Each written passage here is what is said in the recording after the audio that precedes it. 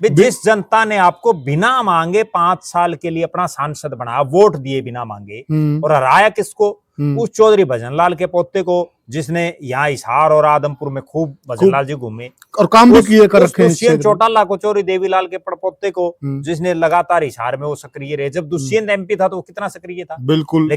फिर तो हुड्डा साहब अपनी पार्टी बना लेगा। हाँ, बिल्कुल सही फिर बात उसमें इनकी भी क्या जरूरत है? फिर ये किस चीज के राष्ट्रीय महासचिव बने बैठे हैं पार्टी में? बिल्कुल सही बात है। राष्ट्रीय महासचिव के इतने बड़े बड़े पदों पर बैठे हैं, हाँ। एमपी बने बैठे हैं, तो फिर वहां क्या जरूरत है भाई? जी जी, ठीक है, आप पार्टी के लिए तो कुछ कर ही नहीं रहे। बिल्कुल बिल्कुल। लेकिन हकीकत ये है कि वो माहौल बनाने का काम कैसे दीपेंद्र हुड्डा ने किया। उन्होंने अलग अलग गांवों में भी जनसभाएं की जी, अलग अलग लोगों के घरों में एक एक दिन में 20-20 चाय के कार्यक्रम किए जी। हमारी शैलजा ने किए हो तो बताओ, रणदीप सुरजेवाला ने किए हो, सही कह रहे हैं, किरण चौधरी ने किए हो, बिल्कुल, वीरेंद्र सिंह ने किए हो, अजय यादव ने किए हो। दूसरी तरफ एक चीज बहुत दर्शक ये कह देते हैं, और कई लोगों के दिमाग में भी ये चीज होगी कि भाई भूपेंद्र सिंह हुड्डा तो 9.5 साल सीएम रहे, इसलिए जो उनका ग्राउंड बन गया। मैं अब आपको एक बात बताता हूँ, मुख्यमंत्री तो चौधरी ओम प्रकाश चौटाला भी रहे थे। सही बात और वो 5 बार रहे थे। बिल्कुल, उनका क्यों नहीं बना ग्राउंड? सही बात है। चर्चा ये थी कि अगर 45 से ऊपर आ गई ना कांग्रेस की, तो राहुल और सोनिया एंड जो कंपनी है वो शैलजा को बनाएगी या किसी और को बनाएगी। ये चर्चा पूरे जनता में। प्रद्युमन भाई, बहुत राजनीति की दुनिया की बात कर तो साथियों, हरियाणा विधानसभा चुनाव में कांग्रेस पार्टी की जिस प्रकार से हार हुई है, उसमें आज तक कोई भी एक तो हार की जिम्मेदारी नहीं ले रहा है, और कोई भी गुटे यह मानने को तैयार नहीं है कि हमारी वजह से हार हुई है। अब अगर हार हुई है तो कोई तो जिम्मेवार होगा हार का। आज हम बिल्कुल इस चीज का पूरा निचोड़ निकालेंगे, पूरा विश्लेषण करेंगे कि हकीकत में अगर कोई काम हुआ, अगर देखो धुआं है तो आग भी होगी, और हार हुई है तो कारण भी होंगे, और कारण होंगे तो किसी की जिम्मेवारी भी होगी। बिल्कुल आपको बेनकाब करके सामने लाके खड़ा कर देंगे कि हार का असली जिम्मेदार यह चेहरा है, इनकी वजह से हार हुई है। और बहुत सारे वीडियो इस विषय पे बन लिए है कि हार किसकी वजह से हुई है।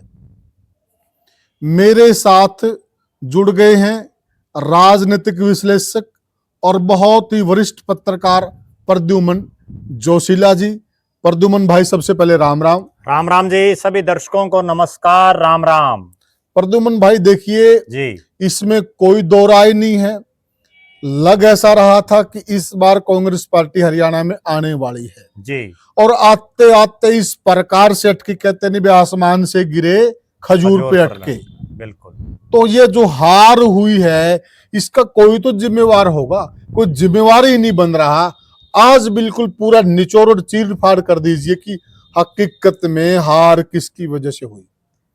देखो, निश्चित रूप से एक बात कहते हैं ना जी कि हरियाणा में तो वो हो गया, यहाँ बीजेपी की जीत से ज्यादा कांग्रेस की हार की चर्चा है। बिल्कुल सही कह रहे हैं। और कांग्रेस की हार की चर्चा किस कारण है? वो इस कारण है कि माहौल ऐसा दिखाई दे रहा था जी कि वास्तव में कांग्रेस सत्ता के नजदीक आएगी। अब आज के इस वीडियो में हम इस विषय पर चर्चा करेंगे जिससे दर्शकों को ये समझ में आएगा जी कि वो माहौल बना किस वजह से। बिल्कुल सही कह रहे हैं, क्योंकि हार की चर्चा तब हो रही है जब माहौल बहुत जबरदस्त था। बिल्कुल। अब माहौल किस वजह से बना, उस माहौल बनाने में किसने रोड़े अटकाए, जी किसने मेहनत नहीं की, जी, जब वो चीज समझ में आएगी, और किसने मेहनत की, बिल्कुल किसने मेहनत की, किसने वो माहौल बनाने का काम किया, तब लोगों को ये चीज समझ में आएगी कि आखिर हार किस कारण से हुई। जी 5 साल का समय मिला 2019 से और 2024 तक। जी मनोहर लाल जी मुख्यमंत्री रहे 4.5 साल जी, आखिर के 5-6 महीने नायब सिंह सैनी प्रदेश के मुख्यमंत्री रहे। बिल्कुल। वो जो लोकसभा का चुनाव हुआ उससे पहले जो 4.5 साल का कार्यकाल था, जी उस 4.5 साल के कार्यकाल में प्रदेश में कांग्रेस के 2 प्रदेश अध्यक्ष बने। जी, पहले कुमारी शैलजा थी, वो 2019 के विधानसभा चुनाव से एन पहले अशोक तंवर को हटा करके कुमारी शैलजा को बना दिया गया। बिल्कुल। लगभग 3 साल रही वो जी। उसके बाद उदय भान जी को बना दिया। जी, उदय भान जी एक तरह से हम ये कह सकते हैं कि हुड्डा साहब की ही एक तरह से रबर स्टैंप टाइप में वो रहे। बिल्कुल। जैसा हुड्डा साहब ने कहा वैसा ही उन्होंने किया। जी, लेकिन कुमारी शैलजा तो फ्री हैंड थी। कुमारी शैलजा ने अपना जो उनका 3 साल के आसपास का कार्यकाल था, जी, जिसमें उन्होंने पहली बात तो ये थी कि हरियाणा में किस तरह का एक गुट बनाने का उन्होंने काम किया, जी, जिसको एसआर के गुट बोला गया, अच्छा, जिसमें शैलजा, रणदीप और जो है किरण, किरण। वो लगातार चला उनका। जब किरण वहां से चलेगी तो उसमें एसआरबी बन गया, वीरेंद्र सिंह आगे। जी, पहली बात तो ये थी कि कुमारी शैलजा को ऐसी क्या जरूरत आन पड़ी जी, कि कांग्रेस के अंदर ही उन्होंने अपना एक अलग गुट बना लिया, बिल्कुल, और वो भी उसका बाकायदा बाई नेम लोग लेने लगे उसके कार्यकर्ता के एसआर के। जी। प्रद्युम्न भाई, बीच जी। में एक चर्चा यह भी हुई थी कि ये एसआरबी की बजाय शराब, जी इसमें एक ए और आ गया था, जी, कैप्टन अजय सिंह यादव। बिल्कुल बिल्कुल, कैप्टन अजय सिंह यादव भी आगे थे जी, जो तो- कि ये शराब हो गया था। जी, एसआरए भी बन गया था। हाँ जी, तो इसमें क्या था कि कुमारी शैलजा जब प्रदेश के अध्यक्ष बनी, जी, तो उन्होंने प्रदेश में कांग्रेस को मजबूती दिलाने के लिए कोई विशेष नहीं किया। उन्होंने अलग अलग हलकों में को गिने चुने चुनिंदा सी जनसभाएं की। जी, कोई बहुत लंबे चौड़े एजिटेशन, धरने, जुलूस, प्रदर्शन कहीं नहीं किया। जी, और जहां भी उन्होंने छोटे मोटे किए, वहां भी उनका इतना सिस्टम था कि अगर वो हिसार में कोई प्रोग्राम करते तो जितने उसके पास गिने चुने लोग पूरे हरियाणा से थे, गिने चुने, वो सारे वहां आ जाते। भिवानी करते वो सारे भिवानी आ जाते, सिरसा करते वो सारे सिरसा आ जाते। और जो है हरियाणा के एक बहुत बड़े हिस्से में तो उनकी हिम्मत ही नहीं हुई कि कहीं कुछ कर पाए वो। तो कुमारी शैलजा प्रदेश अध्यक्ष जब बनी, उन्होंने कांग्रेस की मजबूती के लिए कोई विशेष वो नहीं कर पाई, ना कोई बड़ी ज्वाइनिंग वो करवा पाई लोगों। माहौल कैसे बनता है? माहौल दो चीजों से बनता है। या हरियाणा प्रदेश में 100 के आसपास ऐसे नेता हैं जो हर 5 या 10 साल में दल बदल लेते हैं, या तो उनमें से वो 50-40 को अपनी पार्टी में शामिल करवा लेती, एक माहौल बन जाता। बिल्कुल, माहौल तो तभी बनता है ना, कोई एक्स एमएलए, कोई एक्स कैंडिडेट, कोई मजबूत दावेदार, कोई नॉमिनेटेड पर्सन, कोई ऐसा आदमी हो जिसका कोई वजूद है समाज में, वो जब ज्वाइन करें। या आप जलसे, जुलूस, प्रदर्शन वो करो जिससे एक माहौल बने, जनता आपके साथ लगे, जन आंदोलन बनाओ। वो दोनों ही काम करने में टोटली फेलियर रही कुमारी शैलजा। उनके साथ जो दो नेता और थे, रणदीप सिंह सुरजेवाला, वो तो एक अपनी कैथल को छोड़ के कहीं दिखे नहीं।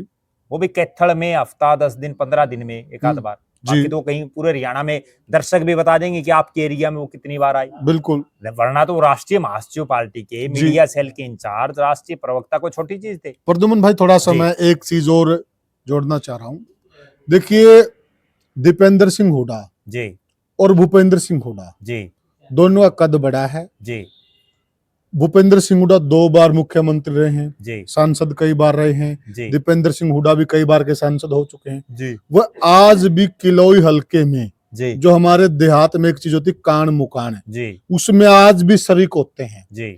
और जिन नेताओं का आप नाम ले रहे हैं ये कान मुकान तक नहीं आते तो लोग इनसे कैसे जुड़ेंगे? इन्होंने तो केवल एक सिस्टम बिठा रखा है बे, 20 से हल्के पूरे हरियाणा में पकड़ रखे इन सारों ने। जी, किरण जी तो अब बीजेपी में चली गई, जी, ठीक है। 20 हल्के ऐसे पकड़ रखे हैं। उन 20 हल्कों में हर हल्के में दो चार अपने जो चेले चपाटे टाइप के लोग हैं या जो इनके कार्यकर्ता टाइप के लोग हैं, बस उन्हीं के घर कभी चले गए। नए आदमी को तो कोई जोड़ने का सवाल ही नहीं। तो उससे सरकार आ जाएगी। असली कहानी ये है कि नए लोग कितने आपने जोड़े, ठीक है ना। जो आपके साथ है वो भी भाग रहे हैं जी, और नयों को आप जोड़ नहीं रहे। तीसरे जो नेता वीरेंद्र सिंह, उन्होंने बीजेपी छोड़ के कांग्रेस ज्वाइन की। 6 महीने का समय मिला उनको, मार्च में कर ली उन्होंने कितने के जो है बृजेंद्र सिंह ने मार्च में कर ली। उन्होंने कितने के दिन जो है अलग अलग हलकों में गए। और बृजेंद्र सिंह का तो इतना मैं ये कहूंगा कि वो हिसार से 5 साल सांसद रहे जी। वो जिस दिन उन्होंने कांग्रेस में ज्वाइन करी ना, उसके बाद हिसार की तरफ मुड़ के नहीं देखा। जिस जनता ने आपको बिना मांगे 5 साल के लिए अपना सांसद बनाया, वोट दिए बिना मांगे, और हराया किसको? उस चौधरी भजन लाल के पोते को, जिसने यहाँ हिसार और आदमपुर में खूब भजनलाल जी घूमे और काम भी किए कर रखे हैं दुष्यंत चौटाला को, चौरी देवीलाल के पड़पोते को, जिसने लगातार हिसार में वो सक्रिय रहे। जब दुष्यंत एमपी था तो वो कितना सक्रिय था, बिल्कुल। लेकिन ब्रजेंद्र सिंह ने, और आज देख लो 3.5 महीने हो गए जी चुनाव को परिणाम को आए हुए। बिल्कुल। हिसार ने जिसने आपको एमपी बनाया 5 साल, आप कोई शुद्ध बुद्ध नहीं ले रहे, कभी कहीं नहीं आ रहे। जी बिल्कुल सही कहा। और यहाँ के जनता ने तो उनके पिताजी को ही बनाया था, बिल्कुल वीरेंद्र सिंह को, बिल्कुल लेकिन नहीं आए। फिर कैप्टन अजय सिंह यादव जी, कैप्टन अजय सिंह यादव भी कहीं नहीं घूम रहे। बिल्कुल। अपने एक रेवाड़ी हल्के को छोड़ दो तो इसके अलावा वो बताओ कहाँ गए हैं। बिल्कुल सही इनको सिर्फ बात ये है कि मेहनत तो करे कोई और मलाई अगर मुख्यमंत्री की कुर्सी चाहिए और कुछ नहीं, मेहनत हम नहीं करेंगे, मेहनत करो। और अब मेहनत किसने करी, अब हम दूसरे एंगल पर आते हैं जी। भले ही 3 साल के आसपास कुमारी शैलजा प्रदेश के अध्यक्ष रही जी, लेकिन दीपेंद्र सिंह हुड्डा का मेरे ख्याल में कोई दिन ऐसा नहीं गया होगा जी जिस दिन वो हजारों लोगों से नहीं मिले हो। बिल्कुल। अपनी कोठी पर या हल्के में जी। ये ठीक है कि उनके अगुवाई में, क्योंकि हुड्डा साहब ही सर्वे सर्वा थे, भले ही उनको डिक्लेयर ना कर रखा था, लेकिन कांग्रेस हारी, इसमें कोई दो राय नहीं है। लेकिन आप ये भी तो देखो कि वो 37 सीटें बढ़ाने का माहौल किसने बनाया, जो 37 सीटें आई जी। बिल्कुल। माहौल तो 70 सीटों का बना रखा था, लेकिन अगर और कोई मदद ही नहीं करे, एक आदमी क्या करेगा। राज अकेला, नायब सैनी क्या अकेला चना भाड़ नहीं फोड़ सकता, नायब सैनी क्या अकेला अपने दम पर मुख्यमंत्री बन गया। नहीं। जब भारतीय जनता पार्टी के कम से कम 100 नेताओं की टीम थी, उन 100 नेताओं ने अलग अलग मेहनत करी, ठीक है, और किसी ने ड्राइंग रूम में बैठ करके की, किसी ने पब्लिक में बैठ के की, किसी ने पार्टी के ऑफिस में बैठ के जी। उसी तो एक आपसी संगठन से ही सिस्टम बैठता है। और एक बात देखिए ना प्रद्युमन भाई, बीजेपी के अंदर क्या कि जिस नेता की जी जो जिम्मेवारी लगती है जी, वो उसको बड़े आत्मीयता से निभाते हैं जी, उसको बिल्कुल दिल पे लेते हैं जी, और उनका प्रयास यह रहता है कि पिछली बार यह जिम्मेवारी जिस भी नेता के पास थी, उसने अगर 100 किया तो मैं 110 करके दूं। बिल्कुल। और कांग्रेस पार्टी में क्या था, देखिए, केवल और केवल हुड्डा जो गुट वही प्रचार कर रहा था जी, सारा काम वही कर रहा था। दूसरे जो नेता जो ये उनको बोल रहे हैं कि आप लोगों ने हुड्डा गुट ने हरा दिया जी, जो आरोप लगाते हैं, वह लोग पूरे चुनाव के दौरान आप और हमने सब देखा, हम बिल्कुल ग्राउंड पे थे, वह लोग कहाँ थे जी, कहाँ थे। अब देखिए, अकेला चना भाड़ नहीं फोड़ सकता। बिल्कुल। अब जिस प्रकार से बीजेपी संयुक्त रूप से चुनाव लड़ती, वो जीतती भी। अगर यह लोग संयुक्त रूप से चुनाव लड़ते तो जीतते, अगर ये हुड्डा साहब को ऐसे अकेला छोड़ देंगे तो कैसे जीतेंगे। फिर तो हुड्डा साहब अपनी पार्टी बना लेगा। हाँ, बिल्कुल सही बात। उसमें इनकी भी क्या जरूरत है। फिर ये किस चीज के राष्ट्रीय महासचिव बने बैठे पार्टी में। बिल्कुल सही बात है। राष्ट्रीय महासचिव के इतने बड़े बड़े पदों पर बैठे हैं, हाँ। एमपी बने बैठे हैं, तो फिर वहां क्या जरूरत है भाई। जी जी, ठीक है, आप पार्टी के लिए तो कुछ कर ही नहीं रहे। बिल्कुल बिल्कुल। अच्छा, फिर एक बात और, मैं एक वाक्य और बताऊं मेहनत का इनका। भिवानी में एक कार्यक्रम था जिसमें जो है रणदीप सुरजेवाला भी, कुमारी शैलजा भी, किरण चौधरी, श्रुति चौधरी, ये सारे थे। वहां कुछ एक दूरी के लिए पैदल चलना पड़ गया, और उसके बाद मैं खुद वहां मौजूद था प्रत्यक्षदर्शी। जब कुमारी शैलजा अपनी कोठी पर आई ना हिसार, तो उनको उनके हालात ये देखने लायक थे, बुखार हो गया उनको जी। भाई, आप जब पब्लिक के नेता ही नहीं हो तो फिर आप राज्यसभा में बैठ जाओ, आप क्यों मुख्यमंत्री के चक्कर में बात है। एक तरफ तो आपके कार्यकर्ता ये करते हैं कि भाई हमारी नेत्री को मुख्यमंत्री बनाओ, और दूसरी तरफ आप थोड़ी ही देर पैदल चले, आपको बुखार हो गया। यूं राजनीति थोड़ी चलती है। मैंने मेरी आंखों से एक वाक्य देखा है। दीपेंद्र सिंह हुड्डा ने, कांग्रेस पार्टी ने पूरे भारत में एक यात्रा थी 15 अगस्त पे, तो उस यात्रा के लिए हर नेता को ये कहा था कि हर हल्के में 10-10 किलोमीटर पैदल चलना है जी। और तब आदमपुर बाई इलेक्शन होना था, कुलदीप बिश्नोई ने इस्तीफा दे दिया था। दीपेंद्र हुड्डा ने आदमपुर हल्के के 3 गांव को चुना उस यात्रा के लिए 10 किलोमीटर जी, बालसमंद, बुड़ाक, बांडाएड़ी। तो मैंने खुद ने देखा, वहां सैकड़ों लोग उनके साथ, और बिल्कुल गर्मी। बिल्कुल सही बात, ठीक है। वो जुलाई के आखिर की बात है, हाँ, बिल्कुल गर्मी या अगस्त के शुरू की होंगी। उस दिन कसूता गांव था, और सबसे आगे दीपेंद्र हुड्डा, बाकी सबको पीछे उन्हें छोड़ दिया। और 10 किलोमीटर पैदल चलने के बाद भी इतनी कड़ाके की धूप में उनके चेहरे पर कोई शिकन नहीं थी। और सबसे आगे, सबसे पहले जब हम पूछे ना, उससे पहले 2 पूछ रहे थे वहां जी, तो कहीं ना कहीं ये दर्शा रहा है कि मेहनत किसने की। ग्राउंड पर मेहनत करने में जो दीपेंद्र हुड्डा ने मेहनत की, उसका कोई तोड़ नहीं है। ठीक है, हार हुई, इसमें कोई दो राय नहीं, और उसकी जिम्मेदारी भी उनको लेनी चाहिए जो वो नहीं ले रहे। लेकिन हकीकत ये है कि वो माहौल बनाने का काम कैसे दीपेंद्र हुड्डा ने किया। उन्होंने अलग अलग गांव में भी जनसभाएं की जी, अलग अलग लोगों के घरों में एक एक दिन में 20-20 चाय के कार्यक्रम किए जी, हमारी शैलजा ने किए हो तो बताओ, बिल्कुल। रणदीप सुरजेवाला ने किए हो, सही करें, किरण चौधरी ने किए हो, बिल्कुल वीरेंद्र सिंह ने किए हो, अजय यादव ने किए हो, जी, किसी ने भी नहीं किए। उनके तो सारे की भी अगर मिला लो तो भी कौन पाओ इतने। बिल्कुल बिल्कुल। उसके बाद उन्होंने उनका जो टूर प्रोग्राम भी अगर आप देखो, दिल्ली से चल करके नारनौल, नारनौल से हिसार, हिसार से क्या पता वो सिरसा, जी। सिरसा से फिर दिल्ली। ठीक बात मतलब सारा दिन उनका गाड़ी का पहिया। आदमपुर बाई इलेक्शन, ये माहौल कहां से बना हरियाणा में। एक एलनाबाद बाई इलेक्शन हुआ। एलनाबाद बाई इलेक्शन जब हुआ तो कुमारी शैलजा प्रदेश की अध्यक्ष थी जी, बड़ौदा बाई इलेक्शन हुआ तब भी कुमारी शैलजा प्रदेश अध्यक्ष थी जी, और उस समय जो है विवेक बंसल प्रदेश के जो है प्रभारी थे। तो मैंने तीनों उपचुनाव कवर किए, तीनों उपचुनाव में बड़ा डीपली देखा जी। बड़ौदा हल्के में हुड्डा साहब ने भी नहीं, दीपेंद्र ने जो मेहनत की उसकी वजह से भालू वहां से जीता। बिल्कुल सही। वहां किरण चौधरी शैलजा रिया आई जरूर, लेकिन केवल फॉर्मेलिटी। उसके बाद जब एलनाबाद की सीट की बात आई तो हुड्डा साहब ये चाह रहे थे कि भरत सिंह बेनीवाल को टिकट दी जाए, जो दड़बा से एमएलए रहे थे, बड़ा नाम था, बिल्कुल, जिन्होंने अब बेचोटा लगवा रहा है। बिल्कुल। लेकिन कुमारी शैलजा ने अड़ करके और पवन बेनीवाल को टिकट दिलाई। बिल्कुल। और पवन बेनीवाल वहां बुरी तरह से हारे, तीसरे नंबर पर रही, बहुत बुरी उनकी हार हुई। और कुमारी शैलजा ने पूरे चुनाव में जो अपने इर्द गिर्द वो सारा सिस्टम रखा, हारे। उसके बाद माहौल ये बन गया कि कांग्रेस का कुछ नहीं है। फिर ये यूटर्न आया कि शैलजा को हटा करके और उदयभान को प्रदेश का अध्यक्ष बना दिया, जहां से हवा बनी कांग्रेस की। जी। आदमपुर का उपचुनाव आ गया। आदमपुर के उपचुनाव में 20 दिन दीपेंद्र हुड्डा हिसार में रहे। बिल्कुल। और उन्होंने 20 दिन रात को 2-2 4-4 बजे तक जो मेहनत की। बिल्कुल। और उसके बाद उस जीती हुई सीट पर कुलदीप बिश्नोई को और बीजेपी को पसीना आया। जी। दोनों को पसीना आया दीपेंद्र हुड्डा की वजह से। बिल्कुल। और उस पसीने की बदौलत ये हुई कि हरियाणा में ये हुआ कि वे सारी सरकार लग ली, सब तंत्र मंत्र सब सिस्टम लगा लिया और जेपी हल्के से बाहर का कैंडिडेट, उसके बावजूद जेपी जो है 10-12 हजार वोटों से हारा। बिल्कुल। तो कहीं ना कहीं, और वो भी इसलिए आ रहा है कि नेलो ने भी एक कैंडिडेट हल्के का लोकल दे दिया, बिल्कुल एक आम आदमी पार्टी ने दे दिया, तो उसकी वजह से वो वोटों में जो है बंटवारा हो गया। इस आदमपुर के उपचुनाव में सारी जीत जो वोटों का श्रेय था उसमें एक बहुत बड़ा रोल दीपेंद्र हुड्डा का था। सही कहा। और उसके बाद हरियाणा में हवा बनी। उसके बाद भी दीपेंद्र घर नहीं बैठे, उन्होंने खूब मेहनतें की, बड़ी बड़ी जनसभाएं की।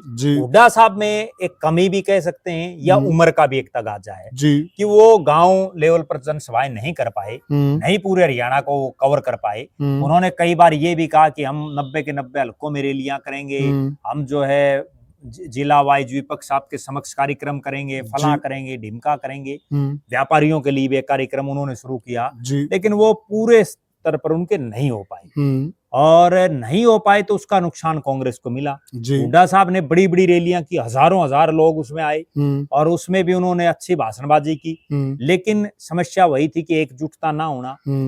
जो है बाकी नेताओं को ये लग रहा था कि मेहनत तो करें ये, और फिर जब मड़ाई आए तो वो हम खा लें, ठीक है ना, तो वो चीज तो संभव है नहीं। इसीलिए ये ठीक है 37 आ गई। अगर ये दीपेंद्र हुड्डा की मेहनत की बदौलत, भूपेंद्र सिंह हुड्डा ने जो अपनी एक रणनीति कह सकते हैं या जिस ढंग से उन्होंने लोगों को एड्रेस किया उसके बदौलत आई, वरना तो इन 37 में ये जो 37 आई है ना, इनमें कुमारी शैलजा, रणदीप सुरजेवाला और जो ये बाकी हैं, इनका क्या योगदान है बताओ प्रद्युमन भाई? कितना योगदान है? एक बात ये भी है ना जी, देखिए, अगर हम सारा ओवरऑल देखे ना उठाकर जी, हरियाणा में दूसरी पार्टियों से जी, जिन लोगों ने कांग्रेस पार्टी में ज्वाइनिंग करी, जी, आप उसका रिकॉर्ड उठा के अगर हम देखेंगे, उसके अंदर कितनी ज्वाइनिंग शैलजा ने कराई, जी, कितनी रणदीप सिंह सुरजेवाला ने कराई, जी, और कितनी भूपेंद्र सिंह हुड्डा ने और दीपेंद्र सिंह हुड्डा ने कराई। जी। अपने आप साफ पता चल जाएगी मेहनत कर कौन रहा था। देखो, निश्चित रूप से उन्होंने तो इतने बड़े बड़े लोगों को ज्वाइनिंग करवाया, ठीक है, और उनके ज्वाइनिंग करवाए हुए कई जीते भी। अच्छा, दूसरी तरफ एक चीज बहुत दर्शक ये कह देते हैं और कई लोगों के दिमाग में भी ये चीज होगी कि भाई भूपेंद्र सिंह हुड्डा तो 9.5 साल सीएम रहे, इसलिए जो उनका ग्राउंड बन गया। मैं अब आपको एक बात बताता हूँ, मुख्यमंत्री तो चौधरी ओम प्रकाश चौटाला भी रहे थे, सही बात और वो 5 बार रहे थे, बिल्कुल, उनका क्यों नहीं बना ग्राउंड? सही बात है, ठीक है ना, और वो तो अभी उनका देहांत हुआ, उससे पहले तो जीवित थे, बिल्कुल, ठीक है। ग्राउंड अगर बनाना है, आज के हालात में क्या है, आज के हालात में तो शैलजा और रणदीप सुरजेवाला कांग्रेस आला कमान में हुड्डा और दीपेंद्र से मजबूत हैं। बिल्कुल वो दोनों तो राष्ट्रीय महासचिव हैं, बिल्कुल सीडब्ल्यूसी के मेंबर हैं, दोनों एमपी भी हैं, ठीक है। जबकि हुड्डा साहब तो केवल जो है एक विपक्ष के नेता थे उस समय।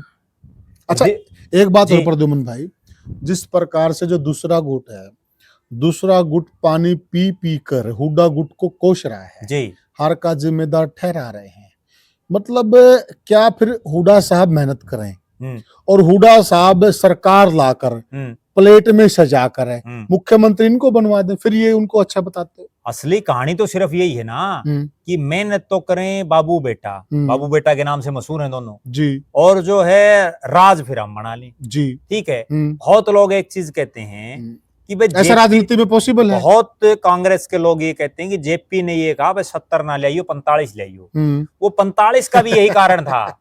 वो 45 का कारण ये था कि हुड्डा साहब और के दिमाग में भी हो सकता है ये बात हो जी, भाई जब 67 सीटें आई और भजनलाल को लगभग निश्चित था जी, तो भजनलाल को हटा के हाईकमान ने हुड्डा को बना दिया, यहाँ 70 सीट तो ले आओ हुड्डा और फिर बना दें किसी और ने जी, तो वो भी तो रोत की है। तो फिर हाईकमान की ये बहुत बड़ी चूक नहीं रही क्या अगर वो हुड्डा साहब को बिल्कुल क्लियर कर देते या पहले ही सीएम फेस डिक्लेयर कर देते तो सरकार बड़े आराम से आ जाती हुई? देखो अगर होता बिल्कुल, अगर कांग्रेस में उनको पूरी तरह से जो छूट दे देते ना, ये तो कहते हैं कि भाई 72 टिकटें उन्होंने बांटी, इसमें कोई दो राय नहीं, लेकिन भले ही 72 बांटी हो, लेकिन ये तो कहीं नहीं था ना कि मुख्यमंत्री हुड्डा साहब बनेंगे। अगर ये बात कहीं होती, हर जगह एक चर्चा थी हरियाणा में, और ये चीज हुड्डा साहब जब हमारे पास आ रही तो हुड्डा और के पास भी आ रही होगी जी। एक चर्चा ये थी कि अगर 45 से ऊपर आ गई ना कांग्रेस की, तो राहुल और सोनिया एंड जो कंपनी है वो शैलजा को बनाएगी या तो किसी और को बनाएगी, ये चर्चा पूरे जनता में। प्रद्युमन भाई, बहुत सारे लोग हमारा वीडियो देख रहे होंगे, हो सकता है शैलजा गुट से भी जुड़े हों, रणदीप गुट से भी जुड़े हों, बहुत लोगों के साथ हमारी बातें होती थी, वही लोग कहते थे सबसे ज्यादा इस बात का प्रचार रणदीप एंड शैलजा गुट के जो आदमी थे वही कहते थे कि अगर बहुमत आ गया तो फिर हाईकमान तय करेगा। बिल्कुल, तो ये तो जग जाहिर थी बात, हर बंदा कोई कह रहा था। और जो 45 का मामला है ना जेपी वाला, वो भी उनकी गलत नहीं है, वो उनकी सही है, क्योंकि उनको भी इस चीज का भय था। वो यूं कहते हैं ना भाई टपकला गढ़ रहता है, क्या पता कब कहाँ क्या हो जाए, ठीक है ना। तो इसलिए उनकी बात भी मैं सहमत हूँ उस चीज से। वे मेहनत तो करे भूपेंद्र हुड्डा और दीपेंद्र हुड्डा, या तो उसके पैरेलल उतनी ही मेहनत वो करे तो भी हम मान लें कि भाई उतनी मेहनत उन्होंने की है। अब यहाँ भजनलाल जी के बारे में ये कहते हैं भाई 2005 में आई, भजनलाल जी ने 67 सीटें दिलाई, वो अकेले भजनलाल जी ने नहीं दिलाई, बिल्कुल उस समय सामूहिक नेतृत्व था, बिल्कुल भजनलाल जी को कोई फेस थोड़ी डिक्लेयर कर रखा था, सबने जोर लगा रखा था, बिल्कुल। और उसमें सबसे मेन रीजन ये था कि ऊपर कांग्रेस की सरकार थी, इसलिए तो हरियाणा में हवा बनी। बिल्कुल सही, इस बार ऊपर कांग्रेस की सरकार नहीं थी। तो असली जो जड़ है हार की, वो केवल और केवल ये है कि वे मेहनत कोई करे, और जब मलाई खाने का समय आए, राज भोगड़े का समय आए तो हम आगे, वो चीज संभव थोड़ी है। बिल्कुल। अब रणदीप सिंह सुरजेवाला ने कितने हलकों में जो है प्रचार किया, शैलजा ने कितनी नए लोगों को ज्वाइन करा, कितने हलकों में प्रचार किया, वो बताएं, अपना पता चल जाएगा। बिल्कुल सही बात है। अब वो जिला प्रधान बनाने की बात आई तो ऐसे ऐसे लोगों का, जैसे जब नाम चल रहे थे ना, ऐसे ऐसे लोगों के नाम जिला प्रधानी में चल रहे थे, भाई अगर शैलजा गुट से बनेगा तो ये आदमी बनेगा जो उसके गांव में भी जिसका कोई प्रभाव नहीं है। बताओ, बिल्कुल सही बात है। तो ये कोई संभव थोड़ी है। बिल्कुल। और अगर बात ये है कि भाई मुख्यमंत्री रहते हुए हुड्डा साहब ने अपना वजन बना लिया, तो कुमारी शैलजा और रणदीप सुरजेवाला तो कई साल से राष्ट्रीय महासचिव हैं, वो क्यों नहीं बना पा रहे? कुमारी शैलजा केंद्र में मंत्री रही इतने साल, उन्होंने क्यों नहीं पूरे हरियाणा में अपने कार्यकर्ता पैदा की? और प्रद्युमन भाई, जब हम उनसे बात करते हैं, कोई भी पत्रकार इन नेता लोगों से वार्ता करता है, तो उस वार्ता में ये कहते हैं कि हम तो बहुत मजबूत हैं सेंटर में, हमारे तो बहुत अच्छी पकड़ है। बिल्कुल, ये तो नहीं कहते कि नहीं हमारी पकड़ नहीं, हुड्डा साहब की ज्यादा है, तो ये मान ले ये बात। नहीं, पकड़ सेंटर में तो आज भी नहीं की है, इसमें भी कोई दो राय नहीं है, क्योंकि हुड्डा साहब के पास तो आज के दिन तो कोई पद ही नहीं है, वो तो केवल विधायक हैं। दीपेंद्र हुड्डा के पास भी कोई पद नहीं है, जबकि ये दोनों तो जो है राष्ट्रीय महासचिव है पार्टी के, प्रभारी है कर्नाटक जैसे इतने बड़े स्टेट के, और इनको समय समय पर कभी छत्तीसगढ़ का, कभी उत्तराखंड का, कभी कहीं का वो प्रभारी लगा जाता। चलो फिर ठीक है, अगर ये बात है तो ये खुद अपने मुखारबिन से एक बात कहते हैं कि हुड्डा साहब ने हरवा दिया जी, तो कहीं न कहीं जो वोट बैंक है जी, वो हुड्डा साहब के हिसाब से चलता है जी। जो जमीनी पकड़ है वो हुड्डा साहब की है। जी। फिर अगर जमीनी पकड़ उनकी है, वोट उनके हिसाब से चलते हैं, तो फिर ये मजबूत कहां से हैं? ये अपने आप में मजबूत है। हाँ। जमीन पर कुछ मजबूत नहीं है। मजबूत तो ये कहने से तो कोई कि मैं कह देगा। आप एक बात बताओ, अगर इतनी ही मजबूती में हो तो हरियाणा प्रदेश के 20 हलकों को छोड़ दो, 70 हलके तो ऐसे हैं जहां इनका कोई झंडा ठाने वाला बड़ा नेता है ही नहीं इनके पास, जो यूं लगता हो भाई ये कोई मजबूत चेहरा है। पूरे आप यहाँ से शुरू हो जाओ, पूरी भिवानी में किरण चौधरी के जाने के बाद कोई नहीं इनका, दादरी में, उसके बाद महेंद्रगढ़ आप आ जाओ, रेवाड़ी में सिर्फ रेवाड़ी शहर का जो हल्का वहां कैप्टन अजय यादव है, उसके बाद इनके पास गुड़गांव में, फरीदाबाद में, पलवल में, पूरा हरियाणा आप क्रॉस कर लो, कहीं भी कोई नहीं है। रोहतक में, सोनीपत में, झज्जर में, जींद में, कहाँ है बताओ? अगर रणदीप सिंह सुरजेवाला इतने बड़े नेता है तो नरवाना से उनका कैंडिडेट क्यों हार गया? नरवाना से पिछली बार क्यों हार गया? बड़ी मैं एक गजब बात बताता हूँ दर्शकों को, और उससे वो ये अंदाजा लगाएंगे कि रणदीप सिंह सुरजेवाला कितने एक बड़े नेता है। जी। पिछली 3 लगातार योजनाओं से रणदीप सिंह सुरजेवाला अपने चहेतों को नरवाना से टिकट दिलवा रहे हैं। ठीक बात है। 2 बार तो विद्या दनोदा को दिलवाई, दोनों बार हारी बुरी तरह से। बिल्कुल। इस बार उन्होंने सतबीर दबलैंड को दिलवाई, बुरी तरह से हारा। बिल्कुल। खुद का हल्का है उसका, बताओ किस चीज का नेता है? कहाँ का मजबूत है? जहां से वो खुद, जिसने ओम प्रकाश चौटाला का हराया हुआ उस हल्के में। बिल्कुल बिल्कुल। क्यों हारते हैं वो, उसका कारण भी बताऊं। रणदीप सिंह सुरजेवाला इलेक्शन में केवल इस चीज पर कंसंट्रेट करते हैं कि मैं किस तरह से जीतूं या मेरा बेटा कैसे जीते। जी। बस कैथल के अलावा कहीं नहीं वो देखते। बिल्कुल बिल्कुल। और इसीलिए कैसे मुख्यमंत्री बनेंगे? अब लोकसभा का चुनाव था, लोकसभा के चुनाव में कुमारी शैलजा लड़ रही थी चुनाव, एसआर के जो गुट था उसमें सिर्फ शैलजा को मिली, एसआरबी में। जी। उसमें शैलजा बाकी 9 हल्कों में कहां गई प्रचार के लिए? ठीक बात है। कितने 9 के 9 हल्कों में क्या की उन्होंने जनसभाएं? बिल्कुल सही बात है। बताओ कहीं की हो तो फिर आप क्यों खाम बिना काम ठेका ले रहे हो? जी।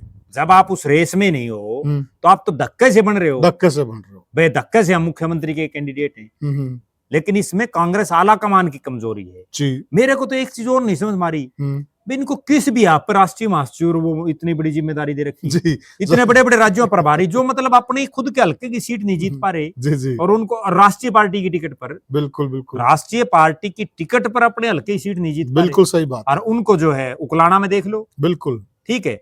पिछली बार आ रहे, उससे पिछली बार आ रहे, इस बार भी नरेश सेलवाल के तो इन्होंने खिलाफत की, इसके जो कार्यकर्ता थे खिलाफत भी की। प्रद्युमन भाई, मैं खुद हल्का उकलाना से आता हूँ, सच्चाई से मुंह नहीं फेर सकते। सच्चाई आपके गांव में बताओ शैलजा कितने वोट हैं? वोट अरे हमने आज तक देखा नहीं गांव में शैलजा को। अरे बताओ, और वो शैलजा उकलाने में ये कह रही है कि मेरे भतीजे को टिकट दे दो जी। और ब्याना खेड़ा कोई यूं गांव नहीं है भाई, ठीक है, मजबूत गांव है, क्रांतिकारी गांव, बिल्कुल क्रांतिकारी गांव है। आज से निशन पर डिवाइडेशन से मशहूर गांव है। तो साथियों, यह हमने चर्चा की कि हार की असली वजह क्या है।